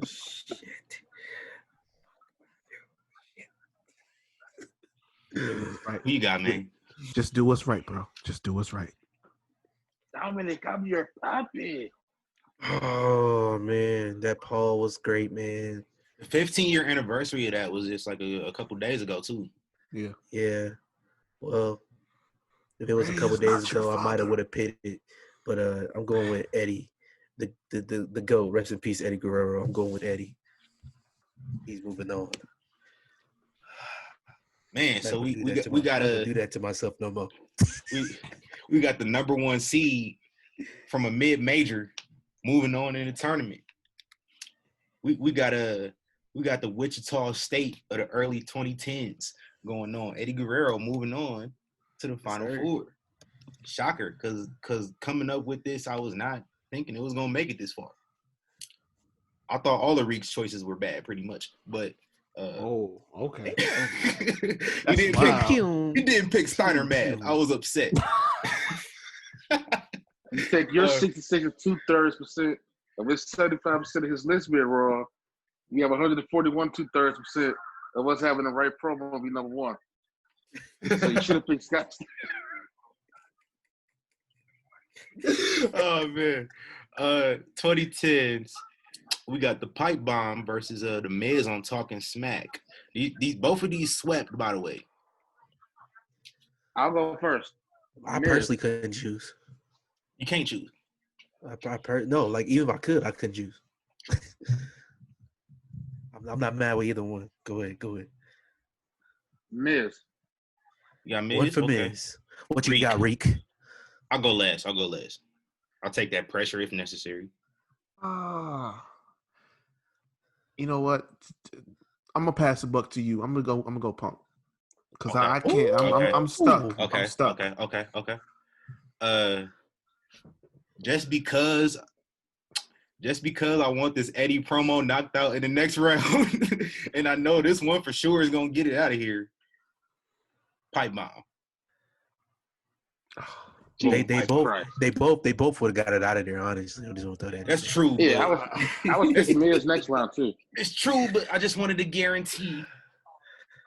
And the Pipe Bomb moves on to the Final Four because I know, people will be upset if it didn't. I'm talking about the end of Hell in the Cell 2019 levels of upset. If it did move on. We don't speak on that. Oh, we putting that in the blacklist. Yeah, I forget what happened at the end of Hell in the Cell. Exactly. There you go. That's perfect. Exactly. That's perfect. Put it right up there with Extreme Rules 2017. And whatever else we said we don't mention too. That was like earlier in the episode. I already forgot. Triple H 2002. Yep. Okay, cool. All right, man. I will tweet about it later. You gotta post the whole promo. Yeah. Final Four. We here, man. Final Four. We got our number 1 seeds all advanced to the end of the Final Four, which is kind of crazy. Which is kind of ironic. Hard Times versus Austin 316. Who y'all got? Man, I'm gonna start. Austin 316. Oh, my bad. Oh, good. Go ahead. Zay the GOAT, man. Zay got Austin 316. I'm gonna put pressure on Ric. Hard Times. Austin 316. There's no pressure. Yeah. Listen, I'll try to create some dramatic effect on this show. Listen, Thanks a lot. Right, we got no drama. All the number 1 seeds made it to the end. I got drama. Yeah, I tell the truth that Dusty promo slapped, but you're right. It was not my era. It was not my era. Stone Cold was. That's it. I'm sorry. Stone Cold wasn't my era neither. I started watching wrestling like 2 years later, but I would not have watched wrestling if it wasn't for this promo. So we're going with it. Yes, sir. Next up, we got. Wait, how are we doing this vote? Are we all just voting on? We doing it the original way that I wanted to do. Okay, all right. Next up, we got Eddie Guerrero versus the Pipe Bomb. Well, we know what Malik picked. Yeah, it's the Pipe Bomb. So I guess that's the clean sweep. Ric. Go ahead, get your. Oh, y'all both pick Pipe. Oh, damn. Yeah. All right. Well, I'm not even gonna try. I'm just gonna go with Pipe Bomb. Just get it on. We love Eddie. We love Eddie though, but that Pipe Bomb. We love Eddie. I just don't think Eddie should have been number 1 seed. That's all. I don't think Eddie should have made it this far in the tournament. That's all. So Eddie, Scott Steiner is your Batista today? Scott Steiner is this episode's version of Batista's theme song. Oh, okay. Scott Steiner, at least Batista's theme song made the tournament though. This one didn't even make it. He didn't even win his conference. He didn't even qualify. They didn't even select him on Selection Sunday, and they should have. Scott Steiner Math won 30 games during the regular season. Didn't even make the tournament because Duke won like 20 games and still made it in because it's Duke. Yep. Grayson Allen didn't even do shit all year. Either. Eddie Guerrero only made it in because he's Eddie Guerrero, and he's not Scott Steiner. And that's unfortunate.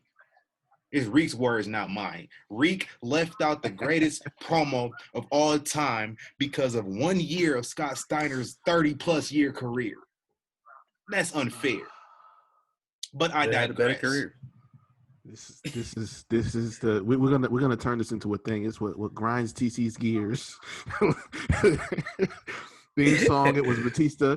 The promo is Scott Steiner. Y'all kicked out Batista's theme song in the first round, bro. He was going to against that man. I didn't think it was gonna win. I didn't think it was gonna win. Right. I just thought it would make it out the first round. But damn, I can't go y'all against grinding, Jeff, bro. bro. You know Malik ain't going against Jeff, and you asked me. That. I'm sorry, I can't, bro. I'm always biased against Jeff Hardy. I got one for y'all. Jeff Hardy's band versus Chris Jericho's band. Which one wins?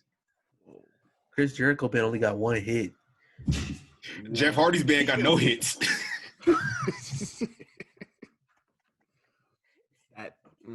Hey, but Chris Jericho took like 20 years to get a hit though.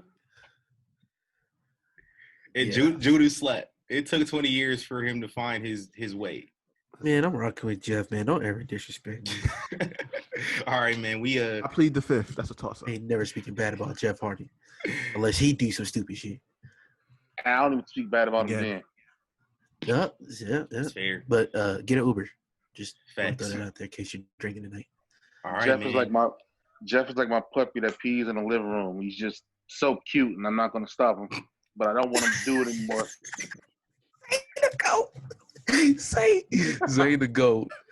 We need some air horns. Zay is the GOAT. Hey, one of these days I'm gonna get a soundboard and we just gonna go nuts. I'm gonna have nothing but Stephen A. Smith and Dr. Umar quotes on the soundboard. Nothing else. Gifts. Yes. Donations. Coon alert. Oh man. Hey, man, all right, we here. We at the finals. We got the beer guzzling, beer belly, redneck Texas rattlesnake versus the best in the world, the straight edge Messiah. Austin 316 versus the pipe bomb.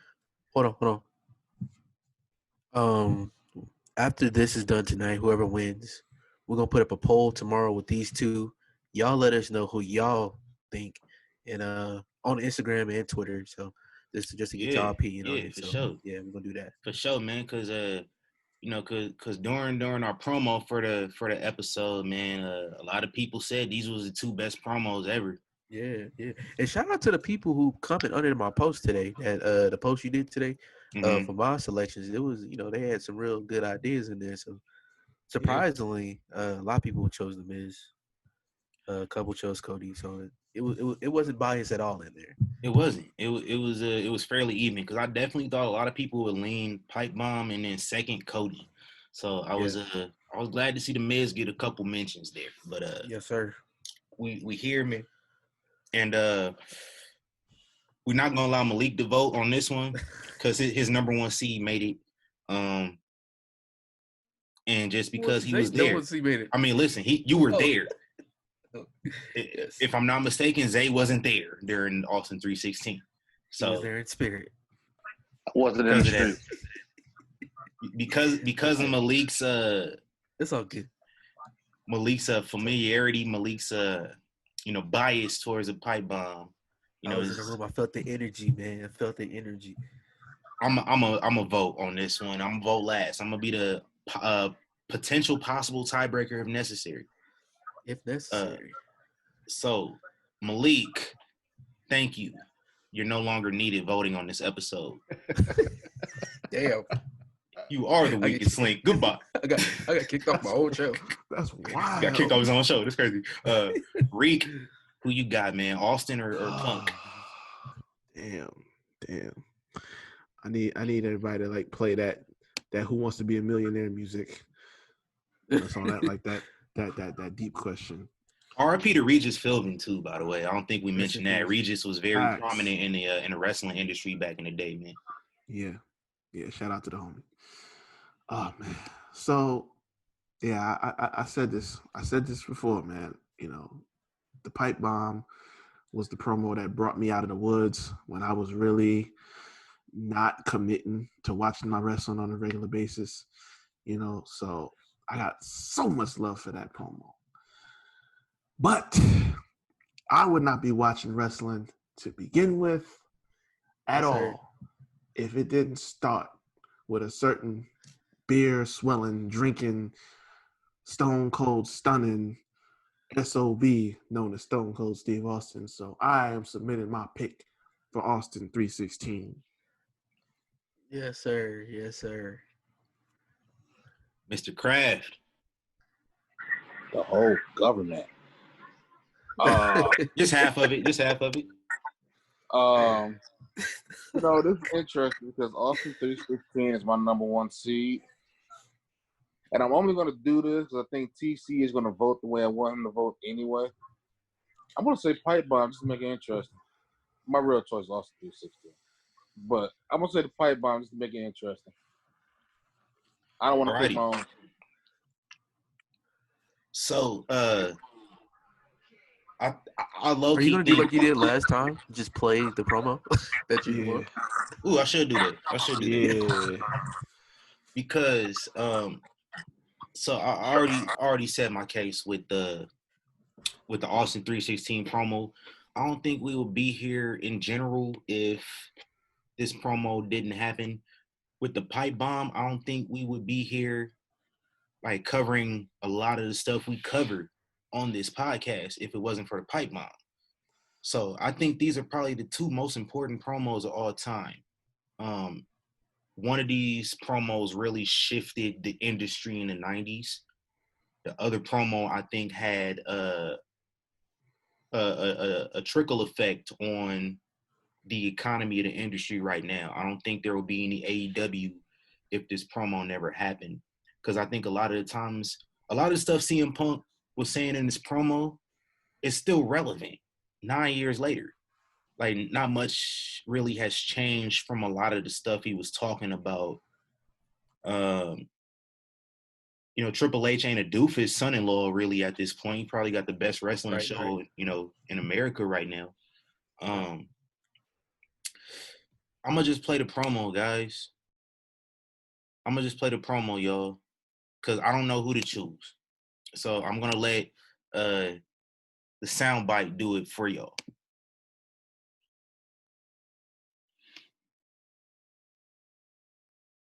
While I wait for it to load. The first thing I want to be done is to get that piece of crap out of my ring. Don't just get him out of the ring, get him out of the WWF. Because I've proved, son, without a shadow of a doubt, you ain't got what it takes anymore. You sit there and you thump your Bible and you say your prayers, and it didn't get you anywhere. Talk about your Psalms, talk about John 3:16. Austin 3:16 says I just whipped your ass. Come on, that's not necessary. That's not necessary. The best part about this promo is learning that he had to go get stitches, and all he asked him was, what did Jake say when he spoke? And he came up with this offer. Perfect. Super necessary. Well, Austin wins either way because CM Punk had an Austin shirt on when he did it. True. Big facts. And I'm never mad when I lose to Stone Cold Steve Austin. I can never be mad at that. And probably one of my favorite things about this, I just realized just now, Mike Chioda was one of the refs helping Jake back to the backstage area, and he had a mullet like midway down his neck. It was very interesting. Wait, wasn't the Hardy Boys opening the doors for this promo? Let me go run that one back. I think so. In That's when they was. 96. I think so. Let's see. Look at Jake. Who's opening the doors? Shadow of a doubt, you ain't got what it takes anymore. You sit there and you thump your Bible and you say your prayers. And it didn't get Yeah, you it looks like Matt anywhere. Hardy is. No, that's not Matt Hardy. No, it's not him. I know the Hardy Boys did it for a Royal Rumble one year. They were extras at one of them pay-per-views back in the day. Yeah. I do know that much. Remember they had to carry Viscera. Oh God. But Stone Cold is our winner, y'all, man. That's Stone great. Cold, Yes, Austin 316, selected by the Young Kings Wrestling Podcast, is the greatest promo in wrestling history, guys. Let's talk about some of these honorable mentions, man. I already said my grievances, man. Steiner Math should have made at least a 4 seed, but I would have picked the number 1 seed in every region if I could. But what's some honorable mentions from you guys?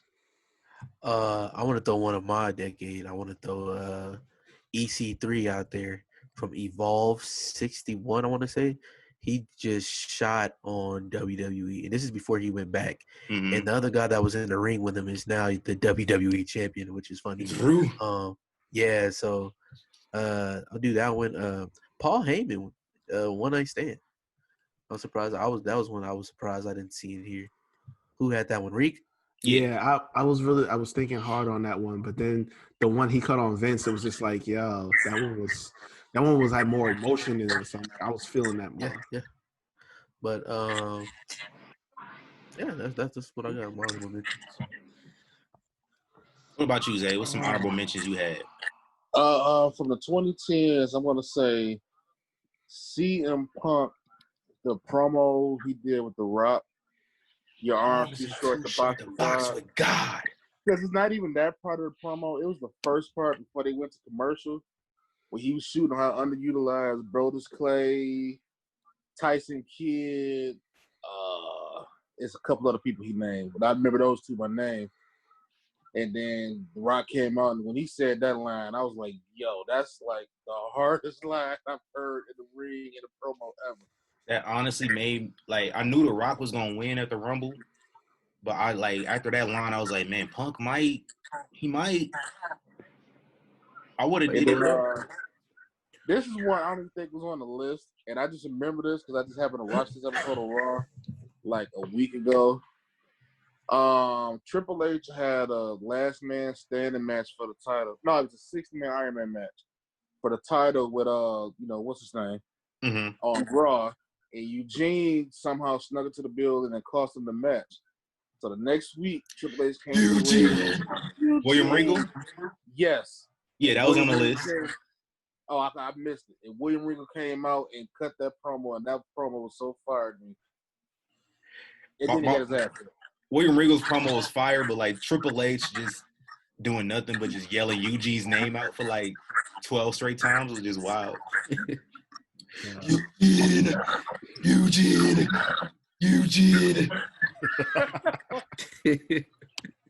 Hey, my honorable mentions, man. You already know Steiner Math should have been on here. For the 30th time. Yeah, JBL's Border Patrol segment, which I went back and watched that whole episode of SmackDown just so I could see that segment again. Oh man! And that's you couldn't do that segment again past 2004. Oh, honestly, yeah, look at that right now. It's a wrap with WWE if they did that right now. And sold immediately. I would have had CM Punk's original pipe bomb on here. Cause I think that one was really what set it off for him in general. What else was on this list, man? New Jack, Smoky Mountain promo. I would have had Roman's "This Is My Yard Now" promo. Cody cut a promo on Kenny Omega in Ring of Honor back in 2018, and let me tell you, they had a good feud too. They had a good feud. Everything everything that Cody said in that promo is how I actually feel about Kenny Omega. That might be my favorite Cody promo of all time because I actually feel that way about Kenny Omega for. Oh boy. And Mark Henry's retirement. Oh, wow. I would have put that in there. We really messed up. Coming home. Coming home, baby. John, I just want to hold the belt one more. I just want to hold it one time, John. Let me get it. We really messed up. Chocolate. You think it's that easy? We really messed up. Yeah, I got two though. One is from the 2010s. Back in 2017, you know, John Cena and Roman Reigns, because he let off napalm in Roman's face on that promo. Oh my goodness, yes. I'm still here because you can't do your job. If Roman didn't win that match, his career would have been done. Yeah, effectively. We can't forget Samoa Joe neither. Samoa Joe, both TNA and in WWE. With Scott Hall, shoot on Scott Hall live on pay-per-view at Turning Point. Yes. And then on SmackDown, you know, he laid into everybody that was in the chamber. That was classic. Oh, he threw a bar at Jeff Hardy that was so uncalled for. Jeff, act like this is an AA meeting and shut your mouth while I'm talking to the group. Oh, I was like, oh my. And Randy Orton just was like. It was one Randy of Orton those. just laughed. That's one of those moments. What the fuck you laughing for, Randy? The second one I got, right? And I'm mad I didn't think of this before on my list because it's in the 2000s. Randy Scott Orton. Steiner? No. Randy Orton, 2 days before Armageddon 2005, when he was calling the Undertaker down, said he was announcing his retirement, and then Cowboy Bob was one of the druids that had to earn. Yeah. He pulled up on him, busted his head open, everything like that, like really pulled him in. It's like, yo, he really coming to go to work in Hell in a Cell, man. Like that whole rivalry is so underrated, Randy Orton and Taker, because it's like a lot of people forget about that. That should be the next tournament. The best rivalries. Cut the check, Malik. It's my show. True. Hey man, and just a few more honorable mentions that were on our list of selections, but ultimately did not make the final seating. We got Hulk Hogan joining the NWO. We just on champion Hulk Hogan on this show, so I was kind of glad that Zay did not pick him. He close to the blacklist, but sometimes we'll bring him up because he's so important to the industry. But we just which is funny because he doesn't like the color of that list. True. Also, we got Chris Jericho's debut on Monday Night Raw. We got probably the best Stone Cold promo in ECW when he just laid into Eric Bischoff for firing him from WCW. Chris Jericho's 1,004 holds on Nitro. Shawn Michaels losing his smile. We have Scott Hall's first promo on Nitro when he kind of basically declared the Monday Night War. I've already said it. Booker T's "We Coming For You, Nigga" promo should have been on there. Should have been. Got Jake the Snake Roberts Tuesday in Texas after he slapped Miss Elizabeth. We got the Vince McMahon's Brett Screw Brett interview. What else we got on here, man? The Rock's promo before Armageddon in 2000. The 90s was hard, bro. It kind of was hard. It was hard. But I got a few Rock promos that did not make this list that Rick did not choose. Dang, he on you today, Rick. Toronto. The Rock in Toronto. Right. The Rock before Armageddon. Which year? I did it for The Rock. Oh, listen. I was upset about that promo because, of all the explanations you can give, you're gonna sit up here and say you did it for The Rock. Come on, man. Yeah, it's kind of trash. But it was he laid in the Triple H. I am the game. Who else he get? He laid into the Undertaker. He laid into Kurt. Stone Cold. Drink a big glass of milk. Yeah. And also The Rock when he first became Hollywood Rock, when he debuted as the Hollywood Rock persona on SmackDown via satellite, a pre-recorded promo. So he worked the crowd via satellite. He worked the crowd, and he wasn't even live. That's amazing. Only The Rock really could do that. And I'm gonna give a shout out to Hulk Hogan for kind of holding it down a little bit during that promo. He held it down a little bit. One honorable mention of the 2000s, and it's not necessarily a promo, but I don't think anybody that watches wrestling can go without saying the first time Stone Cold did the what chants. I just feel like that's important. Yeah. Oh Absolutely. my God. Oh, I got two more honorable mentions. They're both in ring. Brock, Suplex City, bitch, and Jeff to Taker. I'm still standing. I'm still standing, Taker. Goodness gracious, bro. Yes, my in-ring promos. I had to throw Jeff Hardy in there somewhere. You know what? That reminds me. When you said Brock, it was a backstage promo with him and Paul Heyman. And I forget what he said, but then he said, Paul, say something stupid. And then Paul, next thing he did was challenge CM Punk to a match. It just fit for whatever reason. The way they floated together, it worked perfectly. I think I remember that. But my other honorable mentions, I had John Cena and The Rock leading up. I think it was their first match at WrestleMania, and John Cena brought back the Doctor of Thugonomics one time and just kind of he did better. He did better than the Rock concert, in my opinion. No, I'm just saying, was it the first match or was it? That was the first match. Okay. But TC, do you remember on Twitter, like the week before that, I told you, I said, I guarantee John Cena's going to do a nuts joke.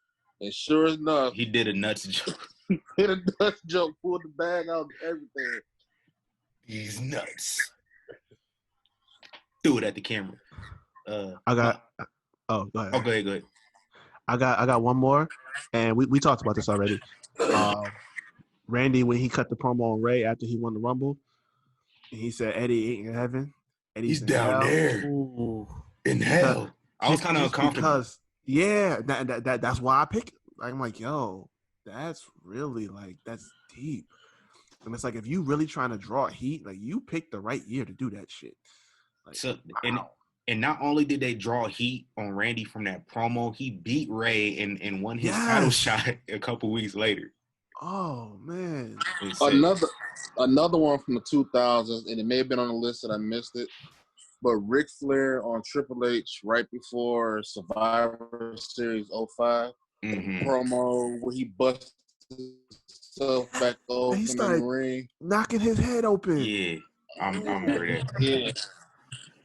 But I got Ric Flair when I think it was a week before Mania 2008.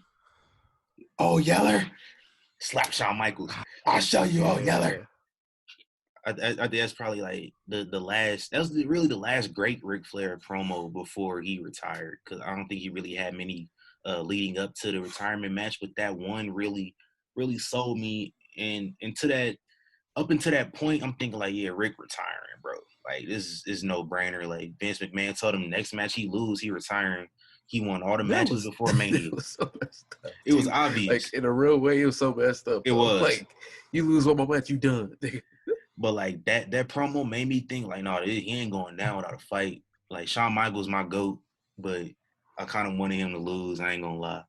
But also on my honorable mentions, I have a Stardust promo from backstage Raw. It wasn't even on air on television. It was actually on the WWE app in 2015. It was a decent little promo.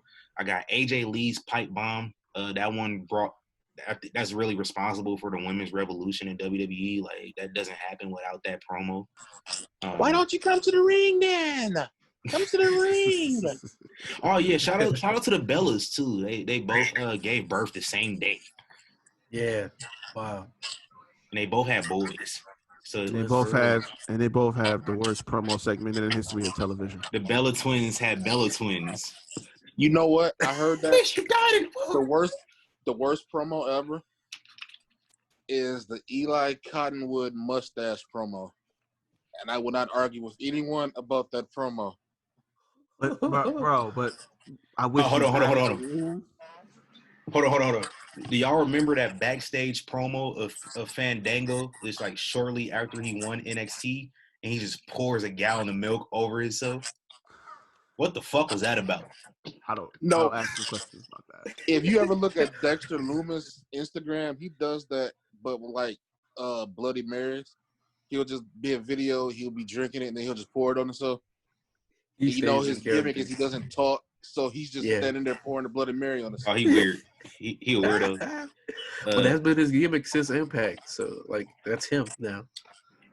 But the other ones I had, man, I mentioned, This Is My Yard Now by Roman. CM Punk, it was before Money in the Bank, when he called John Cena the New York Yankees, like John Cena was hot. Like, nigga, John, you are what you hate. You have become the New York Yankees. Man. What else I had? I got a Becky Lynch and Sasha Banks contract signing in NXT in 2015. That's on my list. But we got a whole bracket with just honorable mentions. True. We might have to get that cracking. We might have to get that cracking. In the New Day Usos rap battle. Yes. Gotta have that. That's it, man. That's my honorable mentions, man. I got one last one. Go ahead. And we talked about this on the last episode, but Mickie James, when she kidnapped Ashley and put her in the box. That was on the list. That's the most psychotic shit I've ever been turned on by. Just throwing that out. I got one more. Facts.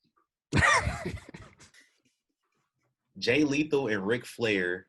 Oh my god. Oh, the woo off. Yes. Was that on mine? That happened in 2010, so it was on your list, and you didn't choose it. Yeah. I forgot who it was in the ring. I want to say it was either AJ Styles or it was Desmond Ward. Yeah, I think so. I watched them the whole time. You could tell he was trying so hard not to laugh, especially when Rick really went over the top. Like when Jay really got into it, Rick's like, wow. Whoever it was standing directly behind him was corpsing so hard, it was hilarious. I'm about to watch that back. As soon as we hang up this call, I'm watching it, man. It was like Rick right in the middle of Jay. He just started hitting the ropes. And like I saw that promo after it happened. Cause like I tell y'all all the time, I stopped watching Impact in January of that year. I wish I was watching it when this happened because I wish I was outside for that one. I seen it live. I was like, I wish I was outside for that one. I was in tears. Like they would. Honestly, if I was watching Impact at that time, I would have never stopped. Oh, I was watching it. Jeff is there. Wherever Jeff goes, I go. I'm in shadow. Hey, you know what's funny? Zeta Goat, man, the fourth member of Young Kings Wrestling, bro. A lot of people forget too that years before that, Rick and Kurt did the same thing on Monday Night Raw. It was back in 2005. I remember that Raw. Oh. Because it was randomly hot as hell. Yep. Everybody was in the ring. You see all the sweat. Yeah, you see all the sweat stains all over their shirt. Oh man. Hey, Reek, man, why didn't you pick Sexy Kurt? Oh no. Stop it. I'll make your ankle hurt. Sexy Kurt. I ain't gonna lie, low key, my favorite part about that was when he put Sherry in the ankle lock. Yeah. Rest piece of Sherry. Hey man, listen, if y'all made it this far in our tournament, man, let us know, man. Did we get it right? Is Austin 316 the greatest promo of all time? Did we get it right? Let us know, man. Hashtag YK Wrestling. And follow us at YK Wrestling everywhere, man. Go ahead, hit that link that says shop on our Instagram page. Go ahead and buy one of them Black Lives Matter shirts, man. Please. I'm begging you, please. And if you disagree, you can run my fade. Let's go. If you disagree, you can just block us. I don't give a fuck. Oh God. This is a black show for real. This is, man. We all niggas. Word. Thanks. Hey man, Zay, give your socials out, brother. Yeah, you can follow me on Twitter at trying_to_be_famous. And also, if Bianca Belair comes on my TV with that all pink on again, Montez Ford is my boy, but he's about to see these hands. I'm about to see what he's about. I still root for him, but I'm about to see what he's about. Hey, Ric, man. Zay the GOAT. Catch me at Ric Havoc 24, and you catch my show at the Havoc Hour on Instagram. Yeah, I was on it. Yes, sir. Yes, sir. I had my guy on. I finally got on there. I was so mad. I had something. We gonna run it back, and I'm gonna get Malik on there too. You know what I'm saying? But check out sir. the Havoc Hour on YouTube, Anchor, Spotify, wherever you catch your podcasts. Malik.lv, 1 or 2 Ks. It doesn't matter. They're both me. Yeah. Let me get that 2Ks page, man. Shout out to my dude B Dot. Shout out to Ball Dogs. We at 41. We almost at 50. Let me get that 2Ks page. We almost at 50K, man. Go run us up to 50K. We have 41.8K at Ball Dogs. Yo. Yeah. So. Hey, yeah, man. Is that 2Ks? Is that 2Ks page up for auction? Oh, I'll send you $20 right now. 2Ks is under construction right now. That's it, bro. Trust me, I don't want that page. Let me construct it with my profile picture and with my information. I built it off a hashtag. I help contribute to the page too. Not as much as you, but I contributed a little bit, like 2%. I should get stake in that page a little bit. That's all I'm saying. I highly doubt it. So. Hey, dog. Since Malik won't hand over the 2K page to me, man, you can. It's not even that popping. It's popping way more than my page. That's all I'm saying, man. YK Wrestling is about to surpass 41K. That's Ball Dogs. That's not more Ball than Dogs got 41K. Ball Dogs at 41K. Malik got 4.1K. Oh yeah. Listen. That's 4 point more than I got. That's all I'm saying. That's all exactly, man. He got like. YK has passed me. We're almost at 5,000. That's not my personal page. Build up your personal page, nigga. This is an actor in training right now. Like he needs. Do some monologues, boy. I would have more people to see my shit if I had 4,000 followers. That's all I'm saying. Those are just a whole bunch of hashtag followers. Anyway, man, in this show, bro. They gonna interact, Malik, man. Since Malik won't let me get the 2K page, you can follow me on my very destitute, very drought-ridden Instagram page at that you don't post on. .Fontaine. I don't post on it. But you can go ahead and I might post one of these days, man. And as always, follow us at YK Wrestling. Thank you if you made it this far. I know you were recording hella long. I might split the episode up into 2. I don't know. But thank you. Thank you for our listeners who have been supporting us over the past year. Let's go ahead and continue to grow. Thank you to the new members of the family. Ric, man. Yeah, Ric joined us in the middle of this. Zay the GOAT, anytime he could come on whenever he wants, bro. Whenever you want, Zay, you a part of this show too. Yes, sir. You're good with me, absolutely. brother. Listen, this is the highlight of my week right here. So I'm like all the time, bro. Yeah. This was a no-brainer when y'all asked me to come on the show. This was a no-brainer. Hey, even when I'm not on, I still listen every week. Yeah, but you got to get on more, bro. We got to have you on here more. Zay, one of the OG supporters out here. Yes. Like I never even sent him a link. He just hit me up one day, like, I'll listen to y'all show. Y'all show dope. I appreciate it. So thank you to everybody. Thank you to the Smacked Raw podcast. You know, I was on there talking about the Fiend and Alexa Bliss last week on SmackDown. Shout out to Smacking It Raw, my guy Matt Ritter. I was on Pornhub a few weeks ago for the first time ever, and I was on that too. You was on what? What? Oh, never mind. Yo, wait a minute. Hey, shout out. This ain't a code. Listen, yo, Malik, we got to make our Pornhub debut. We can't be we can't go out like this. Hey, man, shout out to them, man. What was you doing? All right, hold on. He was smacking it raw. Literally, let me end the show first. Hey, toast up to 50 episodes real quick. My shit empty, but yeah, toast up. Got the AZ. Yes, sir. 50, yes, sir. 50 episodes. Let's get 50 more. Let's get 50 more after that, and 50 more after that. I'm coming for you, Conrad Thompson. I'm coming for you, Jim Cornette, Dave Meltzer, Chris Jericho, Edge and Christian. I don't think y'all do y'all show no more. We coming for y'all too. Cole Cabana. New Day. I don't think you do your show no more. We coming for you too. New Day. Corey Graves, Alexa Bliss, Tony Schiavone, and Aubrey Edwards on the AEW podcast. Everybody. All y'all. We coming for all y'all's nuts. We coming for you, nigga.